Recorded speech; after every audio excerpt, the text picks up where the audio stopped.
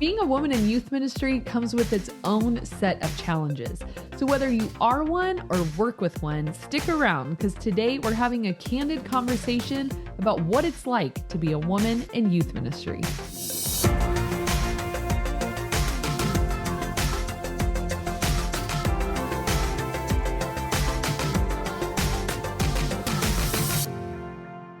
Welcome to the Ministry Coach Podcast, where we bring you weekly tips and tactics to help you fast-track the growth and health of your youth ministry. If this is your first time joining us, welcome, and make sure you hit the subscribe and like button. If you're listening on a podcast, make sure you subscribe there too.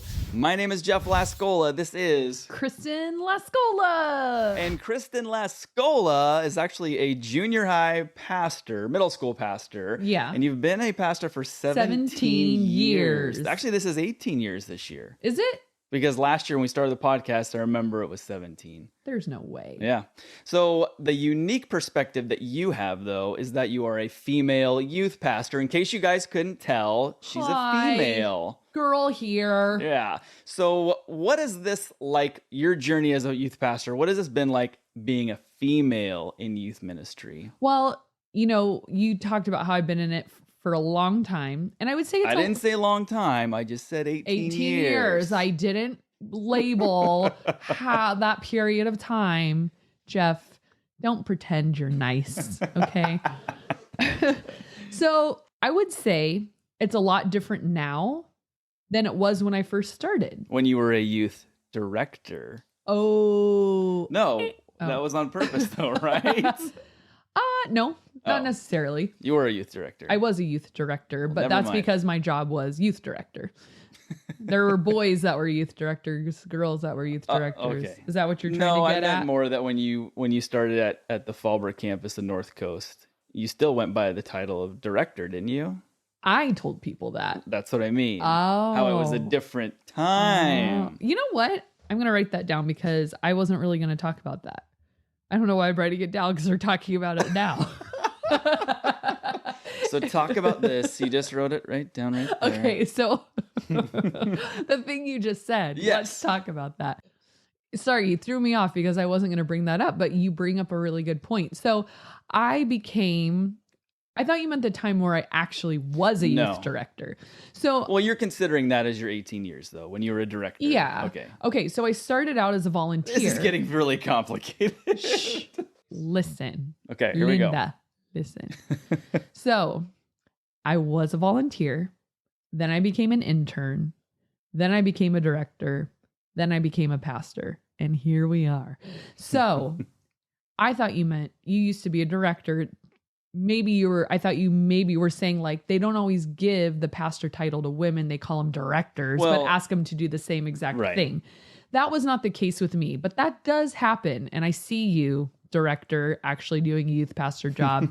And that could be a different topic for another time. But yeah, so when I got the promotion, I guess, from youth director, which I actually was a director, there were 4 of us, 2 guys, 2 girls. And they asked me to then become a youth pastor. For years, I would not call myself a pastor. People would say, what do you do for a living? Or like, what's your job? And I would say, oh, I'm a youth director at a church. And the reason I just couldn't bring myself to say pastor is for 2 reasons. Number one, a lot of people, I could tell they couldn't bring themselves to say pastor because we live in as far as Southern California is concerned, a small town, I guess. But so when you go out to the store, small town of about 75,000. Yeah, it's different out here. But I run into people that are from our church all the time. And if they were going to introduce me to the person they were with, they'd say, oh, this is Kristen. She's our youth person. She runs the youth group. She works at the church. At our church. And I could tell there was this pause, like but they couldn't bring themselves to say pastor. So I picked up on those cues and realized that this word makes people uncomfortable. Right. They don't want to tell their out-of-town guests that their town's got a female youth pastor. What kind of place is this? And so I could tell they were dancing around it. And so then I danced around it. And I just couldn't bring myself to do that until the last few years. I just say, yes, I'm a youth pastor because I think times are changing a little at a time. And I actually can name a bunch of female youth pastors Yeah. now. And it's like, cool, I'm in great company. Whereas before, I maybe knew of like Brooklyn Lindsay and she was my hero and that was it. Yeah. And so I was in Heather Flies. Like there were like a couple like famous female youth pastors, well, in my world, famous, that were like keeping me going, but I didn't actually know anybody. And even at our church, there's not a ton. Right. There's more now, but yeah, so it's been a weird journey, but I would say that I've got to see it going from being like very kind of taboo, even in our circle, to still a little, but a lot of things I've learned along the way. So if you're a female in youth ministry, this episode, I hope will help just bring some insight. If you're brand new, maybe some challenges of things to expect, things that might have caught you off guard if we didn't talk about it.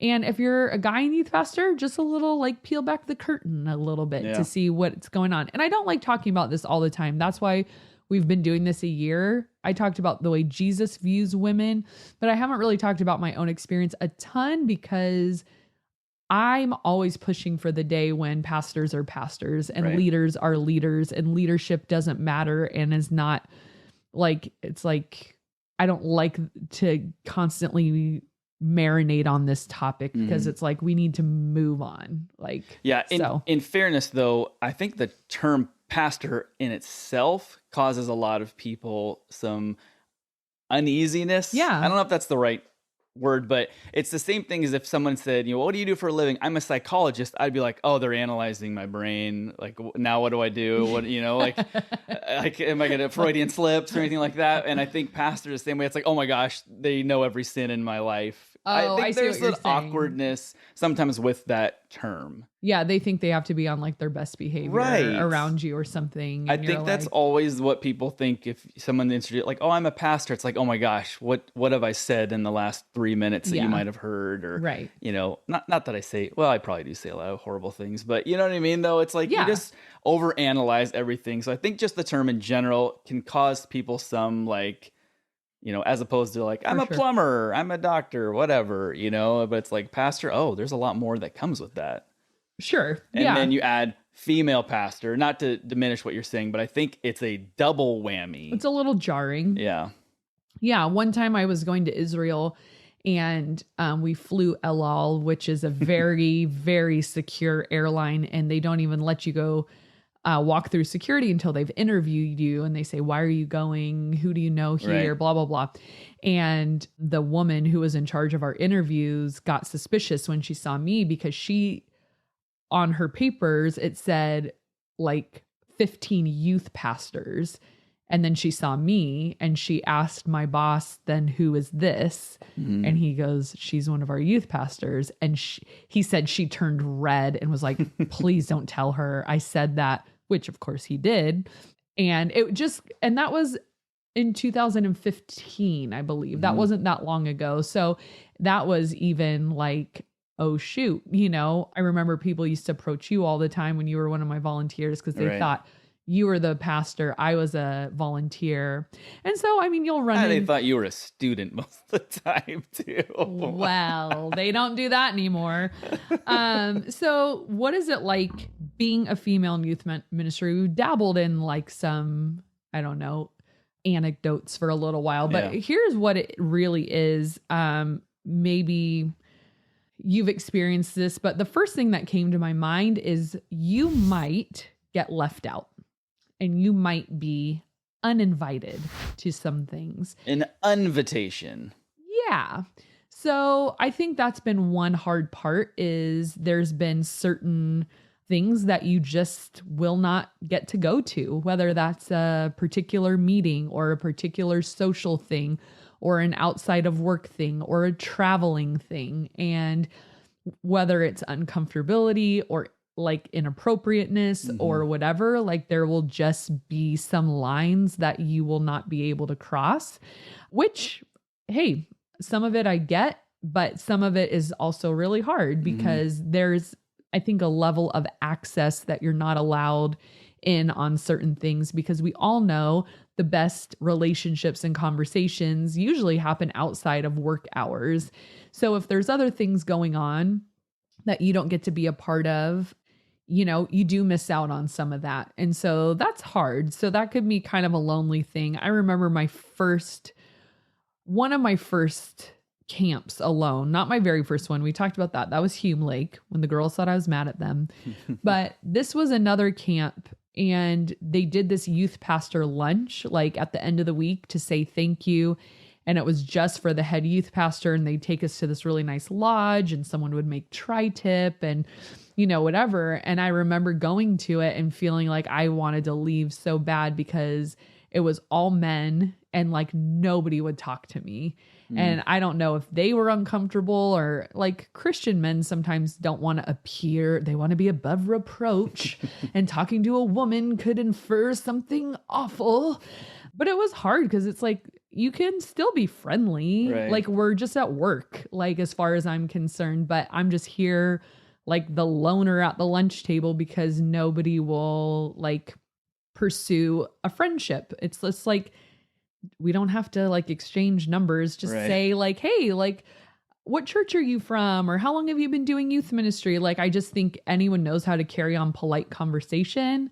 And I think that was one thing that was really hard for me going to camps at the beginning, because nobody would. And so, I think girls, sometimes that's a really hard place to be, when you just are like, I don't know if it's a fear thing or a what, or maybe people just aren't friendly. I don't know. But I don't feel like that happens quite as much anymore. Maybe just like people are getting more used to it. But that was a hard thing to feel kind of like siloed in that way when we would do things with like parachurch organizations. So that's number one. You might get left out and you might be uninvited.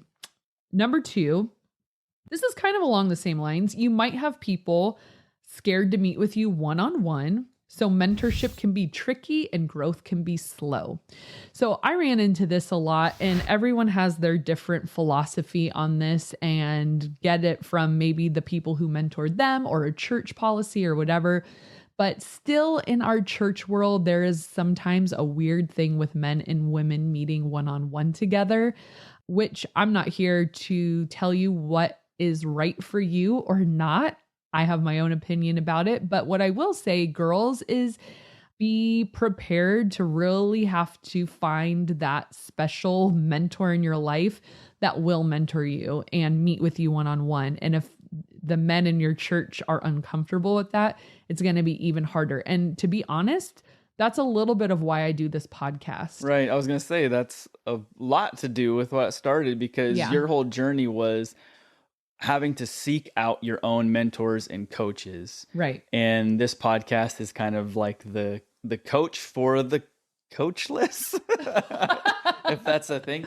But you actually have, as a profession, have coached people. Yeah. But then this podcast was basically, it's like, hey, if you don't have a mentor, or even if you do, this podcast is that for you. For sure. And by all means, reach out. We respond to emails and get back to people as soon as we can. Yeah. But that was, I feel like, it was a huge part of why we started. Well, it was what I wish I had and me had. forcing you to do it because you didn't want to.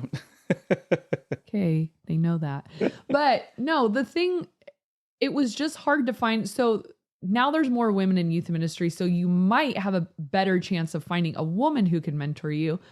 I'm not opposed to like meeting with just someone who's really good at their job. Right. But that person might not want to meet with you, depending on where their line of weirdness or appropriateness is. So, so the thing there is just, you really have to dig out resources. But here's what I've noticed is that can make growth slower, because a lot of men I know have that man in their life that like took them under their wing and really made sure like that they poured into them, and that they got access to certain people, and that they got access to opportunities and relationships.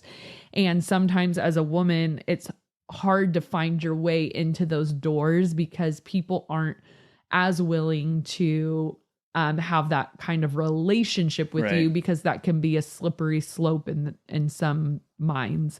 So that's, again, why we're doing this, is because I'm spilling my guts. I tell you guys everything that I wish I would have known. I read a lot of books. I subscribed to Group Magazine and I did, read all their articles and everything. Just really, you're going to have to be the one responsible for your own growth. I think if you're kind of waiting for someone to take you under their wing and be like, let me develop you into an amazing leader, I wouldn't hold your breath. Right. So, and that goes for regardless of what gender you are. I think just because you're a man doesn't mean you have an amazing mentor in your life. Right. But I'm just going to say as a woman, it's just even that much harder. No. And if that was incorrect, if that was implied, this wasn't for the females out there. This is for youth pastors. Oh, out there, for this sure. podcast. Yes. And the wisdom you're imparting is for male, female, doesn't matter. Totally. It's for those people who just want that extra boost. And there's a lot of people that are just at really small churches. Like we were talking about that last week. Your average church in America is, I don't know the statistics, but it's under 150 people. Mm-hmm. And so you figure there's not going to be a lot of people readily available to, I'll take you under my wing and all that. Yeah. So that's the norm. Yeah, you're right. It is. Okay. Number 3. You might have people who disagree with the fact that you do what you do. And this is pointing to theological disagreements. I've mentioned a couple books in the past. One was called The Blue Parakeet by Scot McKnight. And the other one is Gender Roles in the People of God by Alice Mathews.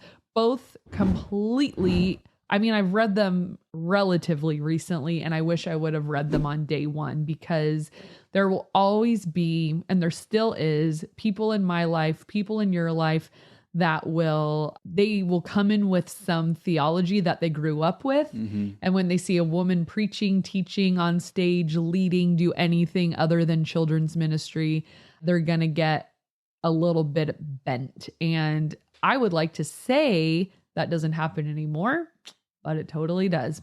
And so here's what really helped me is just to know exactly where the authority to do what I do has come from and really dive in and look, because they're just going to throw like 1 or 2 classic verses at you, which, those verses do need an explanation. Mm-hmm. When you just take them at face value, it's like, whoa, what are we doing? Is this okay? And I wanted to wrestle with that on my own and figure out, am I supposed to be doing this? And after reading those books and going through, and they're both theologians, right. It's not just here's my opinion on women, and they took me on a journey of oh my gosh, this makes so much sense. So that would be my challenge to you, is just to have and don't take that as anytime someone comes at you, it's time for debate. I never bring it up to people, ever.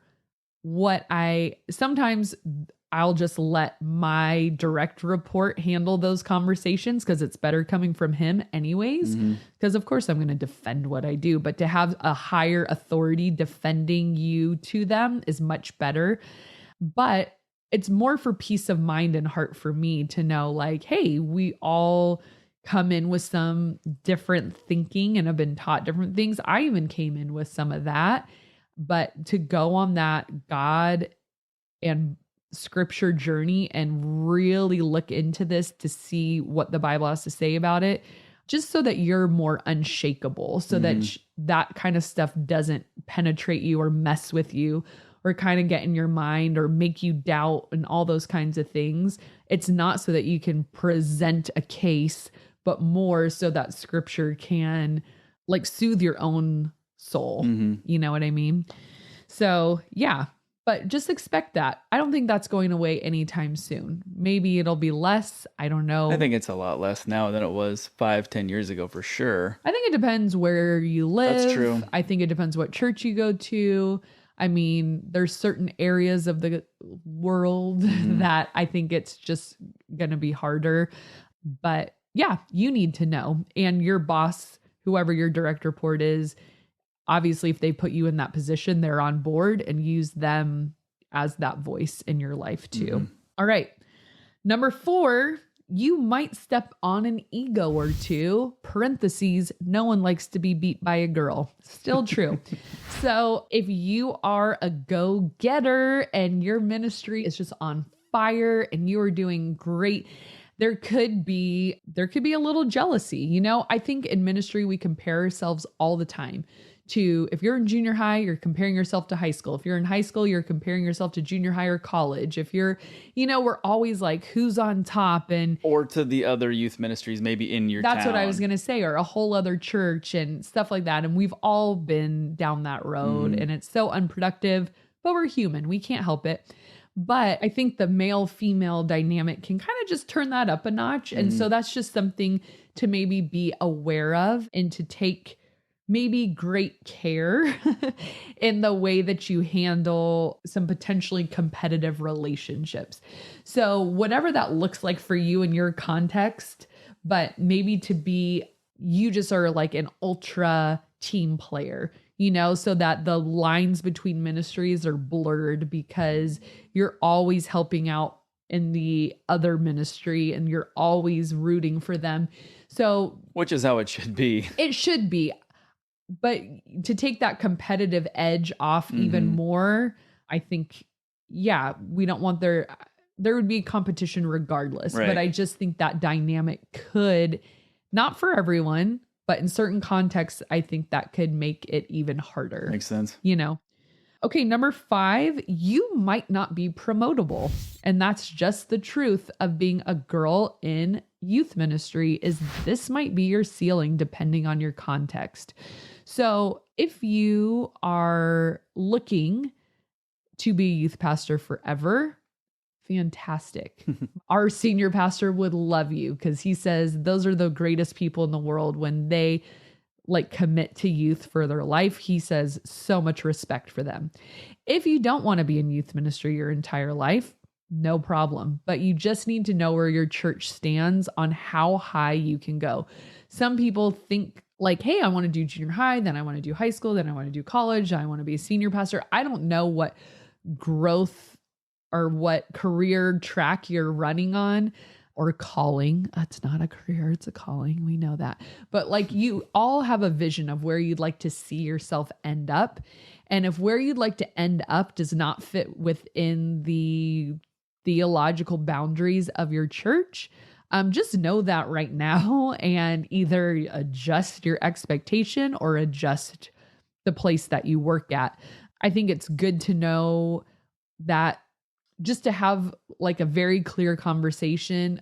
Hey, where do you see me going in 10 years?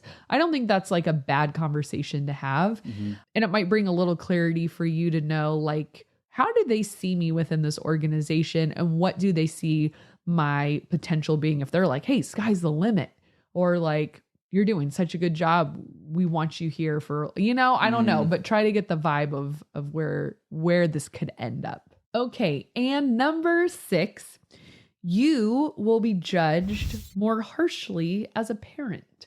So the reason I bring this up is because I've told Jeff many times, it bothers me a little bit when a woman is being introduced as a speaker or as anything, and they'll always talk about her being a wife and a mother, and then they'll introduce her. But when a man is introduced, I rarely ever hear anyone say he's a husband and a father. If they do, a lot of times I think it comes after the accolades. Yeah. Work accomplishments, and also a husband and a father. Yeah. And that's sort of like, I think, suggestive of how people envision primary roles. And I've told Jeff many times, like, I'm no more a parent than you. It used to offend me. I'm much more of a parent than you. And then I thought, well, maybe it should offend you because they're seeing me as I'm the primary parent. Who are you? So I don't know, but all I know is I've just noticed this pattern of like women are always wives and moms in the church. And then the male counterpart's a little vague. It's usually, like you said, the professional accomplishments first. So the only reason I bring that up is because people will judge you potentially for being a working mom, or they'll ask where your kids are, and they don't usually ask husbands where kids are, Right. as if you're supposed to know where your kids are at all times. No, but it's like this thing of like, oh, like, are you going to continue to work, or are you going to... Yeah, you had a baby, so does that mean you're going to retire? Yeah. And it's just like, if you haven't had children yet, just maybe something to like prepare yourself for a little bit, that people will probably wonder if you continue to work full time, and they might ask you some questions about that, which I don't think is necessarily offensive. I just think it's weird. Yeah. It's just like, if anything, I need this job even more now that I had a baby. Like, oh yeah, let's have a baby and go down to one income. Doesn't that sound great in Southern California? But so yeah, we, just so you know, we both work full time, but we also, one of us is always with the kids. We're either always with the kids. We're either working or with the kids, and that just works for us. And that was a decision we made early on. And sometimes people don't want to work anymore. Right. They're like, no, cool, I want to. And if they can do it on one income, fine. But and some people will do daycare and things like that. That was just something that we decided for us personally that we weren't going to do, but mostly because it was just too expensive. And it was really expensive. And we make it work. It's for a season, before they're both in school. But yeah, just get ready to have some answers for that if you're thinking about having kids and you're in full-time ministry, because people will wonder, especially if you're a girl, they just like think, oh, so this means you're nobody would ask a male youth pastor once they had kids, like, does this mean you're going to go part-time or you're going to quit? Like, nobody. Yeah. They're like, it's such a foreign concept, but it's like, we have two parents, like, and they're both parents. Right. Like, one is not more parent. You're a better parent than I am, but I don't think so. I think we're both equally we're both horrible. Awful. Well, okay. Agree to agree. Okay. Number 7, you might be underpaid. Uh-oh. Ruh-roh. Okay. So you're not speaking from experience, just to clarify. I know. that. And that's why it's like hard to talk about this kind of stuff, because I don't want you guys to think like, oh my gosh, like what's going, no. Truth be told, youth pastors across the board are underpaid. They are. And I know a lot of people in youth ministry and a lot of women in youth ministry. So you might be underpaid. The reason that might be the case is because they might not see you as the primary breadwinner. And so I think that there can be some adjustment for pay on that. So you might have to communicate that loudly to say, hey, this isn't something I do on the side. This is not supplemental income. Like, this is how I support my family, which is what every man does at work too. This is how he supports his family. This is how you support your family if you're a female in youth ministry. And you just might need to make that clear, that it's not just like, hey, like, I just love to do this, unless that's you. If you're just like, oh, they could pay me nothing and I would do it, and I'm just lucky to get anything because I don't need the money, then that's between you, God, and the church. That's fine. But if this is the way that God has called you to support your family and you're lucky enough to get paid to do ministry, just know that that pay could be skewed based on what they think your income is doing for your family. So you just might need to communicate that. And you might need to advocate for yourself to get regular raises and benefits and stuff like that. And if you're awesome and they want to keep you, then they probably will do it. My church has been extremely generous with me, but I do know that can be a real issue. Right. And so you're just going to have to be brave in that area, because I think a lot of us don't really want to go there. Right. I know I really don't. Well, I know a friend of mine who said, I think it was out of 13 raises he has gotten, only one of those came without him asking, which is a crazy statistic. Wait, without? So he got 12 raises with him going to his boss and saying, I need a raise, or I want a raise, or this is why I deserve a raise. One time did his boss just give him a raise without him asking. Mine would be the exact opposite. I feel like you're the minority for sure. Yeah. I think most people probably get, so all that to say, you need to petition for yourself and be your own advocate, and it might not be coming from we're not going to pay this person because they don't deserve it. It might just be they don't think about it. Whereas that's your paycheck, and every 2 weeks you're thinking about it. But yeah, and all of that to say, make sure that they know this is this is not your hobby. Livelihood. Yeah, this is my livelihood. And depending on your station in life too, like, do you have kids and all that? Like, it'll be an easier sell, but make sure that what is coming in is fair. Right. And that again, that goes for both male and female. Of course. Be your own advocate there and yep. tactfully. We've talked about that in other episodes too, where it's like, if you're growing your ministry and doing really well in your ministry, you're positioning yourself to be able to ask for that raise. For sure.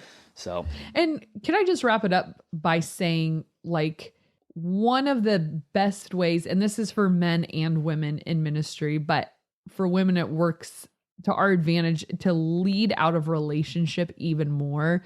That is where our authority comes from. And so, our authority comes from God, but when we need to have influence with people don't care that you're the youth pastor. People don't care that you're a pastor when you're asking them to do something, or when you, it's always like, when we talk about this all the time, how much relational clout do you already have with them? So always lead with that foot. To have greater influence is always to have greater relationship. And so that would be, I just think as a woman, it's true for everyone, but I just think we have to navigate that one even closer, of just like, don't lean into your authority, lean into relationship. And that's where you get your influence. So I like that. Yeah. All right. Well, that brings us to the question of the day. Oh, which is, what movie would you say you're the only person you know? Whenever I say the question, it's always like way too long. What movie do you think you're the only person who likes? There we go. How about that? Well, almost the only person. I know you like this movie, but nobody else I know really likes it. I like Cable Guy with Jim Carrey. Yeah. It's hilarious. It's weird. It's dark. It's confusing. But it's so funny. And we've recommended it to friends before, and they think we are weird and dark and I'm like, funny. How is it not funny? So yeah, not many people I know really get Cable Guy. It took me a while. I think the first couple of times I saw it, I thought, but then it grew on me, and it's very quotable, but it took me a while to get there. What is it, 96? I don't remember. Something. It's old, but Probably. It's hilarious and underrated, I think. For me, it would be, you probably don't even know what this movie is. UHF. You guys are going to have to Google this It sounds like you said you ate Jeff. You ate. No, U, the letter U, the letter H, the letter F. UHF. Weird Al Yankovic. Okay. And Michael Richards, the guy who plays Kramer from Seinfeld. Okay. It is so dumb, but I love that movie. UHF. Yeah. What does it stand for? It's like a TV term, something to do with the radio waves or television signals they're sending out. They used to be on the old. Your grandparents probably had one. The TV, it had like a UHF setting or something. I don't know. I'm gonna look it up. I don't even know what you're talking about right now. Exactly, and nobody knows that movie. It's like a cult classic though, but it's just, what year is it? Oh gosh, probably 80s, okay, late 80s maybe. Yeah, it's really dumb, but I love it. It's funny. It's quotable. I'm gonna look it up. I have it. We can watch it together. Movie night. Sounds great. I feel like every time we do a movie night and I pick it, you're just like so disappointed. Yeah, Jeff and I don't have very similar movie tastes, I will say. We're trying to find shows we like together. We find, a lot of those. But... like on Netflix, we'll like the same, but we don't really like the same movies. No, I like sci-fi, although UHF is not sci-fi, but you are not a sci-fi person. Nope. You hate anything to do with aliens. No aliens. And I see a movie trailer and it has to do with aliens. I'm like, I'm in, I'm sold. Nope. I'm like, I'm out. I don't want to see any superheroes. I don't want to see anyone playing sports, and I don't want to see any aliens. So when I was recovering from knee surgery and I was just sitting there by myself, I was in movie heaven because I was the only one there. I was watching everything. Got caught up in all the Marvel movies. It was awesome. Yeah, it's okay. I still love you. Thanks. All right, you guys, we'll put in the comments what the movie is that you are the only fan of, or at least you think you're the only fan of. And we will see you guys next episode.